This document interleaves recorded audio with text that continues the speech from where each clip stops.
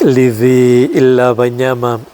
Don't be surprised if this Sunday you find your priest wearing red vestments. We are celebrating the Feast of Pentecost, which brings to an end our Easter season.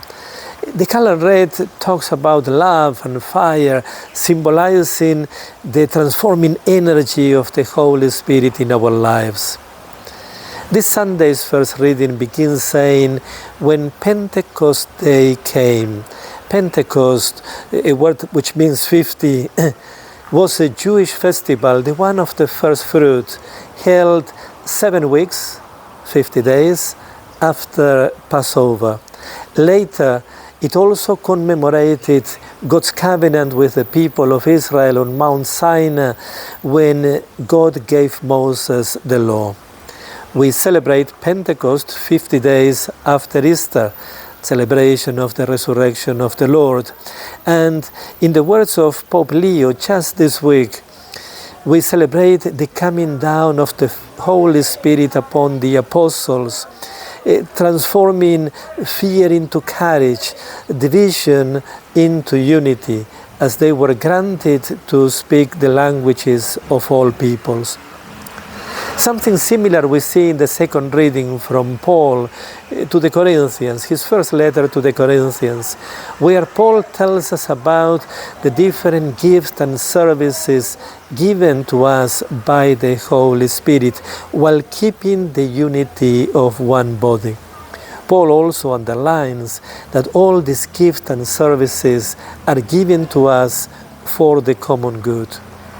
Finally, in the Gospel, we go back to the day of the resurrection of the Lord, when the risen Jesus breathed on the apostles his Spirit, entrusting them with his own mission, a mission of forgiveness and liberation.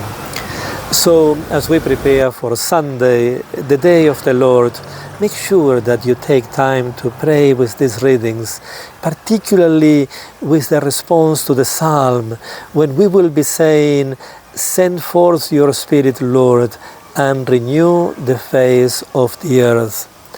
Pray that the Holy Spirit may transform our lives, the life of our families, may transform our societies and the whole world. There may be other passages that you are familiar with, telling you about the presence and work of the Holy Spirit. You may want to go back to them. I particularly like John chapter 14, verse 26, when Jesus says, "The Holy Spirit will teach you everything." A reminder that we remain disciples all our lives, trying to know Jesus better, to understand our faith better, but also the Holy Spirit helps us to understand our mission, our role in the world today.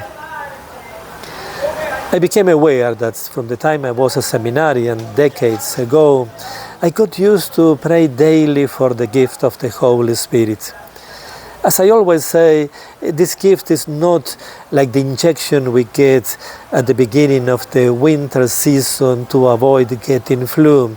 It's a daily need, it's our strength, it's the light in our journey. So there may be a special prayer or a hymn that you like.